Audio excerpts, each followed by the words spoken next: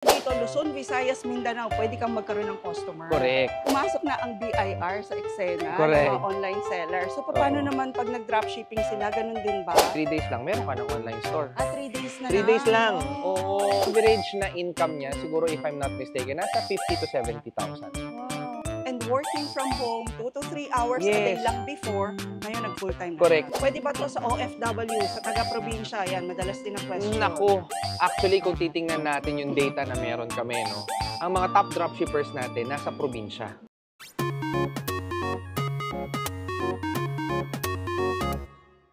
To 3 hours mo lang gagawin ang negosyong to at pwede ka nang kumita ng extra. Ang dami nang sumubok mga ka-best finds at nagtagumpay sa business na to. At marami pa rin yung nag-iisip na pasukin ang negosyong ito. Sa mga sumubok na at nag-succeed dito, ito raw talaga yung pinaka-less risk na business na pwede mong pasukin. Kasi dito, no need nang mamuhunan ng malaki for your inventory. Pero ano nga ba ang formula para kumita ka talaga sa negosyo ng dropshipping? So ngayon mga ka-best finds, para sa vlog na to, nandito tayo sa mismong bodega ng isa sa pinakamatagal ng dropshipping company dito sa Pilipinas, ang Dropify. At sa vlog natin na ito, aalamin natin kung paano nyo pwedeng simulan ng negosyong ito kahit pa nasa bahay lang kayo o kahit nasang bansa o probinsya kayo sa ngayon. Pati yung mga challenges ngayon ng mga online sellers sa BIR ay tatanungin na rin natin sa kanila. At syempre, kung paano nga bang marami sa kababayan nating dropshippers ngayon ang kumikita ng maganda dito. At ang maganda pa ngayon mga ka-best finds dito sa Dropify, meron daw silang training na tinatawag. So ibig sabihin kung kayo ay nag-iisip na maging dropshipper ngayon at hindi nyo pa talaga alam yung tungkol dito, pero gusto nyong pasukin to kasi alam nyo talagang kikita ng malaki dito, pwede kayong mag-training sa kanila bago kayo pumasok sa negosyong ito. So ang kasama natin ngayon sa vlog na to mga ka-best finds ay si Sir Mike ng Dropify. Hello, mga ka-best finds. Ayan, siya yung mag-explain sa atin regarding dito kasi sir, ang dami pa rin talagang gustong pasukin tong dropshipping business at ang daming nagpapa-update sa atin. Ano na ba nangyari? Medyo matagal-tagal na yung huling update sa atin. Para wala na yung mga dropshipping business, meron pa. At yan pa rin ang usong-usong negosyo ngayon. Lahat Correct. talaga online and digital na. Oo. Iba kasi talaga ang convenience ng online business. Kasi, yun nga number one pa rin talaga na ipagmamalaki natin pag tayo ay naka-online business is pag gusto mo magbakasyon, pwede. Correct. Hindi ka limited sa ganun. Kasi kahit na, ang maganda kasi sa dropshipping, kahit nasa bakasyon ka, may umorder sa'yo, since fully automated ang dropshipping business natin, dire-diretso ang negosyo mo. Kumikita ka pa din. Hindi mo kailangang magmadali at umuwi at mag-repack. Correct. Kahit papasukan ka ng 1,000 orders dyan a day, merong mag-aasikaso. Yes, yan ang number one reason kung bakit talaga maraming tao ngayon nag-shift. Marami sila dati before physical store, pero nag-shift na sila into online or pinagsasabay nila. May physical sila pero may online para at least doble yung kita, ganyan. Mga ka-best finds, yung mga store sa Lazada, Shopee, kung saan mga malaking e-commerce, na ang dami-daming items. Yes. Yung pala mga dropshippers pala yung mga Yes. yun. O yung akala natin, mga supplier sila mismo. Correct. Pero hindi. Nakikipag-partner lang din sila sa isang company na pwedeng mag-supply ng mas maraming products for them. This is a partnership. Yes. Hindi yung sinasabi ng iba, binibenta nyo na nga yung products nila. Oo. Tapos sila pa yung kumikita. Hindi mga ka-best finds. Kasi sila yung parang nagiging distributor nyo. Correct, oo. Na So ganun parang din ganon. pag physical Yes, ganun din pag physical. Ang maganda lang, dito sa atin, wala tayong online store. So ibig sabihin, hindi nyo kalaban yung mismong suppliers.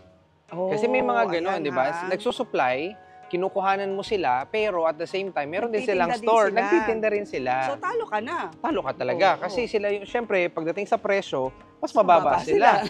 Compare sa'yo, ikaw magma-markup ka pa. Pero si Dropify, wala siyang store sa Lazada or Shopee or sa TikTok. Kahit saang online Kahit platform, saan. wala tayo niyan. Talagang yung kanya lang mga dropshippers. Correct. At tingnan nyo mga ka-best finds, eto, mga orders to ng kanilang mga dropshippers. So iba-ibang dropshipper to, no? Sa Yes, iba-ibang oo. tao. Iba-iba.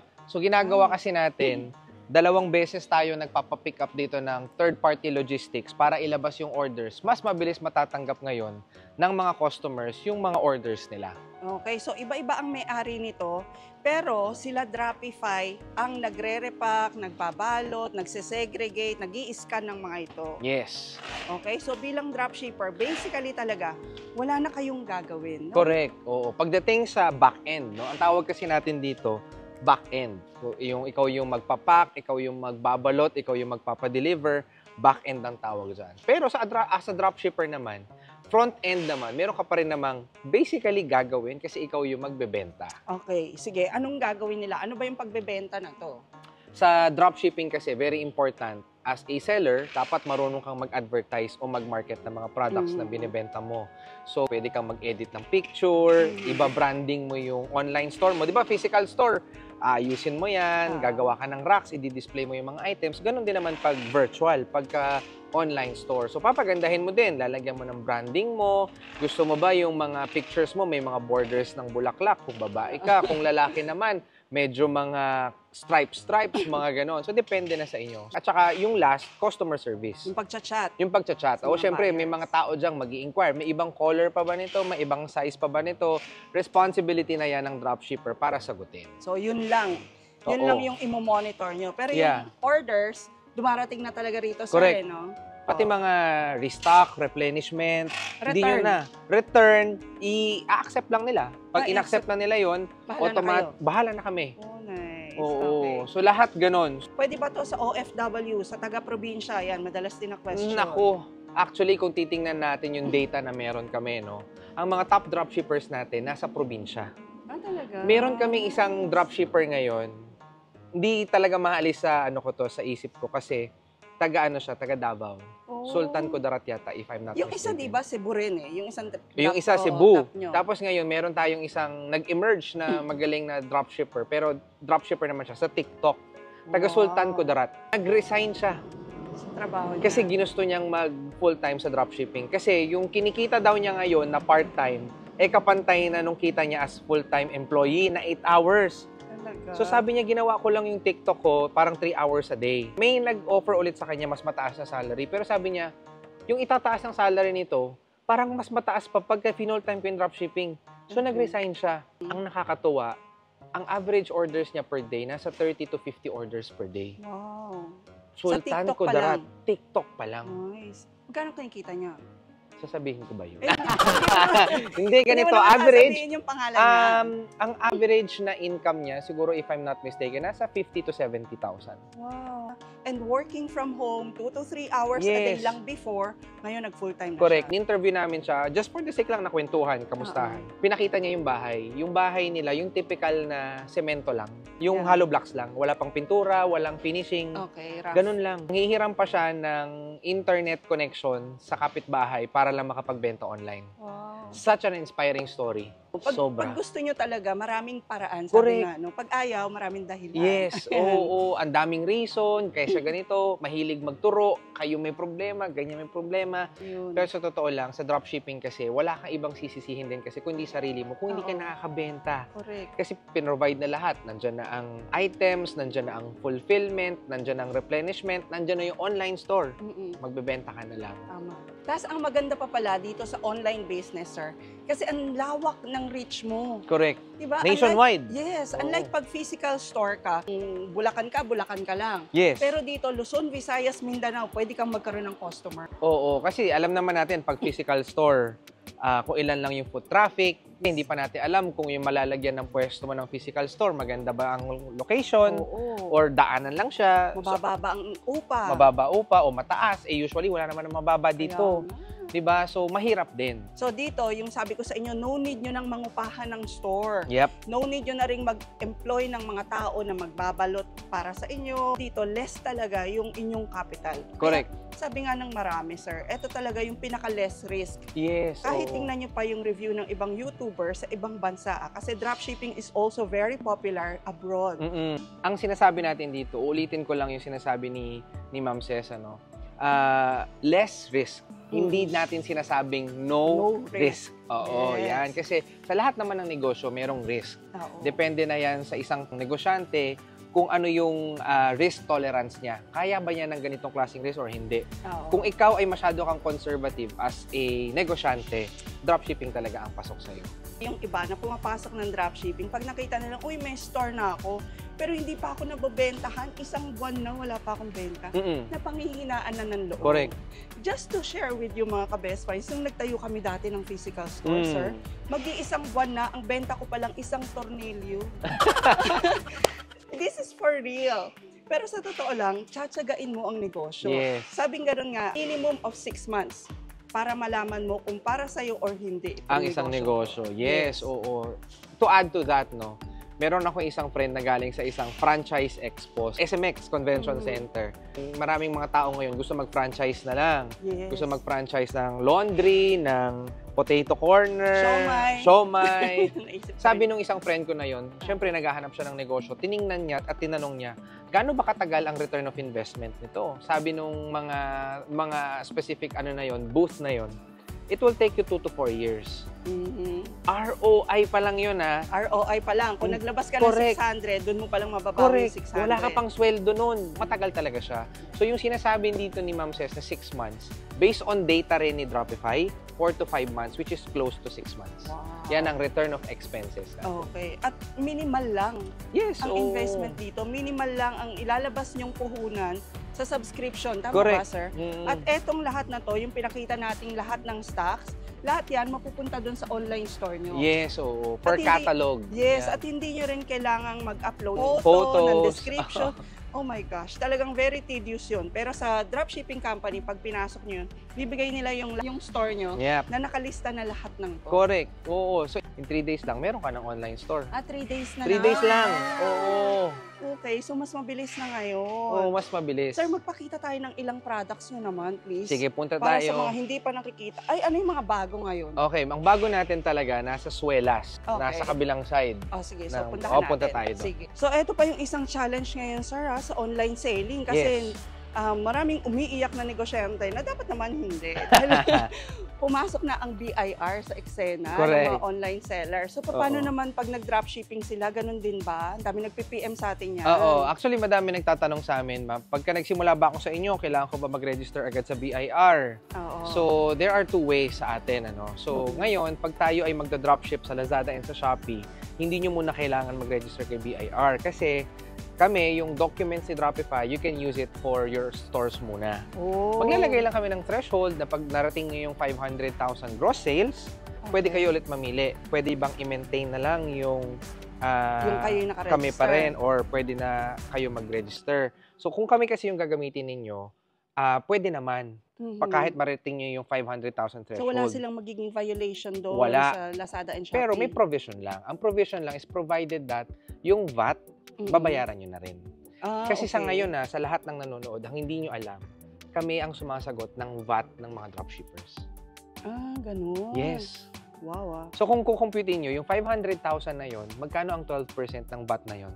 Dapat babayaran niyang mga dropshippers, pero dahil gusto namin silang tulungan makabenta muna, kami muna ang sasagot. That's a big chunk of amount na sinasagot ni Dropify kasi ang goal namin, kumita muna sila. Laking tulong nun, ha? Sobra, oo. Ang laking tulong nun, hindi lang financially, sir, kasi napakahirap mag-file. Correct. Yan nga din yung hinihiling ng mga online sellers na sana si Shopee na lang kumuha ng tax, i-charge na lang kami para wala nang hassle. Pero yan pala, mga ka-best finds, pag nag-dropshipping business kayo, sagot na nila kayo sa BIR. Yeah. Pag pag Lazada and Shopee. So pag TikTok naman, sobrang higpit kasi talaga ni TikTok. So sa TikTok, required talaga na kailangan nila mag-register muna kay BIR bago sila makapag-dropship kay Dropify. Ganun. Yeah, pero huwag kayong mapanghihinaan ng loob, ha. Ako na magsasabi sa inyo, TikTok is one of the fastest selling e-commerce platform. Diyan pinakamabilis magbenta ngayon. Tama. Because of 2 things, affiliate marketing at saka live selling. Pero wait lang, nabanggit mo yung affiliate marketing. Hindi na lang ako magsasubscribe sa dropshipping, mag-a-affiliate na lang ako kasi kikita rin pala. Pwede naman yun actually, pero there are certain limitations ng pagiging isang affiliate marketer. Kasi for example, isa ako dropshipper. Tapos ngayon, ma'am, ikaw mag-a-apply ka sa akin as affiliate. Siyempre ako, sisendan kita ng product sample products. Sasayangin ko ba to? Kunwari, hindi yata siya magaling na content creator, hindi siya magaling magsalita. So may risk pa rin sa'yo. Hindi naman, not everyone is born to be an affiliate marketer. Kasi if affiliate marketer ka, number one, syempre you have to be a good communicator. Kailangan may appeal ka, kailangan meron kang charisma sa harap ng camera. Kahit hindi ka naman maganda, hindi ka naman pogi. As long as may charisma ka, uy, wala akong sinasabi mong ikaw yun. Okay. As long as may charisma ka at alam mo kung paano mag-communicate sa mga tao, pwede. Pero paano kung wala? Paano kung introvert ka? Sa dropshipping kasi kahit introvert ka, pwede ka ngayong maghanap ng affiliate marketers for you. Tapos alam nyo ba, ako kasi nag-affiliate din ako sa TikTok. Yes. So magkano lang yung kinikita mo sa isang product? 10 pesos, 20 pesos. Eh dito, pwedeng doble, pwedeng triple. Yes. Yung ipatong nyo ron sa inyong item kasi distributor. Correct. Diba? Sila Importer. sila kasi may right talaga. Sila may authority to do their own markup. Gusto nila ng 30%, 100%, 200%. As long as kaya nyong ibenta, wala kaming pakialam dyan. Go. Sa isang catalog natin, meron tayong 300 to 1,900 SKUs. Items. Oh, wow. So, ganun kadami. So, kung gusto mong gawa ng create bawat item, hindi ka maubusan ng content. Kaya pala kung mag-full-time ka talaga, possible talaga yung 70,000 na income. Oo. Kasi 1,000 na items. Sobra. Sabi nila, baka yung subscription, mahal, ganyan. Yung subscription, kaya mong makuha yun isang buwan lang. Magkano ang subscriptions? Okay, meron tayo kasing monthly at saka annual subscription. Monthly natin, pagka TikTok, 7,000. Pagka Shopee or Lazada naman, 8,500.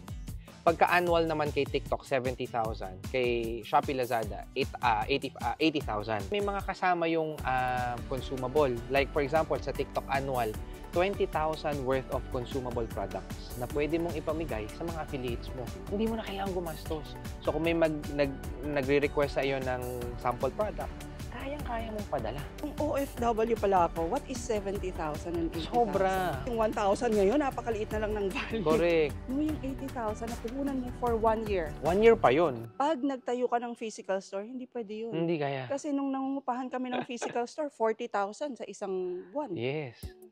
Ano lang yun upa lang Upa. yun. Wala pa yung tao, wala pa yung aircon, wala pa yung lahat. Yeah. Wala pa yung product mismo. Yes. Isa to sa mga bestsellers natin. Hindi ko lang siya mabuksan, kasi napakaganda at may paper wrap pa sa loob. So para siyang sandals na mataas. Yan yung mga uso kasi ngayon. Para siyang Korean sandals. Oo. Oo, yan. Tapos lightweight pa siya. So ito isa sa mga bestseller. Tapos ito, flat lang. Okay. O na sandals, pwedeng pang office, pwedeng pang school. So, ito isa sa mga bestsellers. Ang dami natin mag-restocks nito. Yung quality niya, hindi ba mapapahiya yung mga dropshippers natin? Siguro isa sa mga pagmamalaki natin, pagdating sa quality, chine-check natin twice. Titingnan natin, binabali-bali din natin if ever kung maganda ba yung quality, yung ganyan. So far, when it comes to testing, pasado naman siya. Talaga. Hindi naman siya yung isang gamit lang. Oo. Saka kung nakita niyo yung vlog natin sa office nila, marami kasing department to si Dropify. Meron silang purchasing, may quality control, iba-iba. parang gano'n, no? Alam mo sila ng idea. Magkano to pag unit cost? Oo, yung cost of good niya. No? Yeah. So, hindi ka naman kasi masyadong kabisado lahat. Pero yung mga ganitong sapatos natin, nag-range nyo 200 to 250 pesos. Okay. Ngayon, yung mga dropshippers natin, kaya nilang ibenta yan ng 499, 599. Almost 100 to 150% yung kaya nilang pricing na kaya ibenta. So ayan, yung dinadaanan namin dito ni Sir Mike, lahat to, puro shoes, no? Correct. Shoes, slipper, sandals, at yun ay nasa isang catalog pa lang. Ilang catalogs na ba meron ng Dropify? 7 ang available catalogs natin ngayon. So, meron tayong bed sheets, Okay. pang kitchen, yung sneakerhead, may baby wise, swelas, mga sandals, tapos meron tayong super deal, at saka bags and beyond. Yun yung 7 catalogs natin. Tapos madadagdagan, no? Sa wakas, paparating na si Miriam and Webster na bookstore. Nice. So, ipapasok nila yung mga items nila sa atin. Magkakaroon ng sariling catalog ngayon ang office supplies. Ang galing. Ayan, ang dami kasing nagtatanong niyan, sir, Saan daw makakakita ng mga bodega ng office supplies? Eto na, mag-sign up kayo for dropshipping business. Correct. No hassle pa. Yes. Para ka ng distributor ng mga school supplies. Online, nationwide. Yep. You can dropship anywhere as long as you have an internet connection and kaya mong mag-navigate sa selling platform na pinili mo, kayang-kaya mo siya. Kunyari, kumikita ka na sa dropshipping, paano mo kinikuha yung payout mo? Okay, ang payout natin, ang maganda dito, weekly. Every Thursday. Oo. Pero take note lang, sa first payout kasi, 2 to 3 weeks bago mo ma-receive yung first payout. Kulto ng mga selling platforms. Kasi nagbibigay sila ng allowance, for example, kasi first mo di ba? First payout. Baka meron ka mga benta na galing Mindanao or kaya Visayas. Siyempre matagal ma-deliver yung mga items So kailangan mabayaran muna and everything. After 2 to 3 weeks, ipe-payout na sa'yo. Yun lang yung reason kung bakit 2 to 3 weeks. Para lang may timeline, si platform computein lahat. Pero after that, weekly naman na. So, automatically pumapasok sa account mo? Yes. Paano pag wala akong bangko, GCash lang? GCash, pwede. Kahit Maya account, walang problema. Pwede naman. Own bank? Own bank, walang problema. Kahit GrabPay, walang problema. Sign up ba? Pwede bang email o kailangan Philippine contact number? Email lang. Email lang? Email lang. Ang dami kasi nagtatanong sa Middle East. Kung bakit daw hindi sila makasign up, kailangan daw ng contact details sa Philippines. Hindi, email lang. Siguro, kung meron kayong kamag-anak, pero hindi naman namin kukontakin yung number na yun Unless kailangan sabihin mo din sa amin, no? O just for signing up, ito yung bibigay ko number. Pero if kukontakin nyo ako, you can contact me through my email. Ganun naman kami. Di ba maraming nag-iisip na pumasok dito? Yes. Kaso, minsan, pumapasok sila, tapos na-realize na, ay, hindi ko pala kayang gawin. Merong mga nagsasabi, sayang lang yung 1 month ko, sayang lang yung... Correct. Oo. Pero ngayon, meron nang gagawin ang Dropify para sa inyo ng mga nag-iisip na pasukin ang dropshipping business. Yes. Actually, meron kaming 3 initiative para sa mga gusto at nakapasok na dropshippers. Okay. So, pagka ikaw ay nag-iisip pa lang, feeling mo hindi ka pa equipped to do dropshipping or hindi mo alam, pare gusto mo mag-dropship sa isang selling platform pero hindi ka pa familiar. Okay. Meron kaming tinatawag na bootcamp. So, yung bootcamp na to, para siyang training, hands-on training kung paano ka magna-navigate sa chosen selling platform mo. Lazada, Shopee, yon. So, basically, parang meron kayong training kung ano ang gagawin nila sa dropshipping business. Kung ano at paano gagawin. As in, kahit paano. So, mag-aano siya talaga. Mag-edit. Tuturuan niya sila. So, nice. kaya siya hands-on experience. Okay. Para at least alam na nila kung paano siya gagawin. Nice yun, sir. Kasi meron din tayo mga ka-best finds na, syempre, pag medyo senior citizen ka na, hindi ka na masyadong adept sa computer, di ba? Yun, tuturuan nyo. Yes. Ay, galing. Ang maganda pa sa amin, nagugulat na lang kami, may mga pumupunta na mga subscribers na sa amin. Tama, yung mga ganyan, yung mga age nila nasa ganyan. Yes. Ay, naku, hindi pa ako masyado marunong, baka pwede nyo akong turuan. Meron, tinuturuan namin on the spot. Nakakatuwa lang kasi binibigyan kami ng Chowking, binibigyan kami ng voucher ng Starbucks. Nakakatuwa. So, meron kaming bootcamp na ginagawa. No? Ano naman, kunwari, subscriber na ako, pero nalilito pa din ako, meron kaming tinatawag na Dropify Learning Center. Okay. Ito na yung parang Lazada University, Shopee University. Kinumpile na namin siya sa Dropify Learning Center. Nice. So, yung deep dive kung paano mag-navigate sa mga selling platforms, nandito na rin. Ano to? Mga videos ba to? Mga lahat to videos. reading materials? Lahat to videos. Mas maganda. So mas magandang panoorin, mas interactive siya. So, sobrang ganda ng Dropify Learning Center. So, may mga demo na rin doon? Yes, makikita na kung ano yung mga details na kailangan nilang malaman. Okay. So, yan yung pangalawa. Ano naman yung pangatlo? Pangatlo naman, pag ikaw ay dropshipper na, syempre, iniisip mo, tama pa ba yung ginagawa ko? Okay pa ba itong mga ginagawa ko? Correct. So, we created, we call it the business review. Merong kada facing na pag na-reach mo yung number of days na yon, we will send you a recorded business review. Check namin anong itsura ng store mo, ano yung what needs to be improved, ano yung mga pwede mo pang gawin para mas makadrive ka ng traffic, mas gumanda yung benta mo.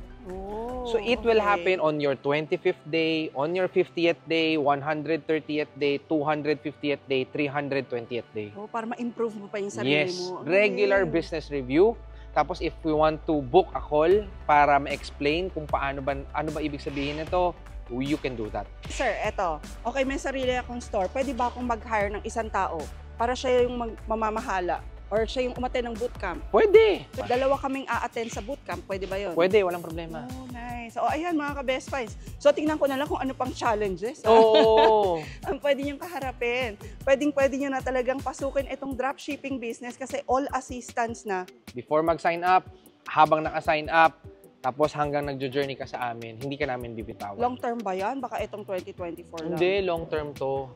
Dire-diretso tayo dyan. Okay. Committed. Yan ang maganda naman kay Dropify. Ever since naman, since 2020, we are committed to our mission, which is Yes. to make it easy for our Filipinos to have an online business and make it profitable. Ayan mga ka-Best Finds, again, bigay namin sa inyo yung vlog na nire-request nyo na ng matagal-tagal ha, kasi hindi Ito ako na yun. makapunta dahil very busy. Saan man kayo sa mundo, pwedeng-pwede nyo po itong itry at mas marami ng support ang binibigay ng Dropify sa inyo bilang isa sa pinakamatagal na dropshipping company in the Philippines. Ayan, so kontakin nyo lang sila sa link na isi-share natin.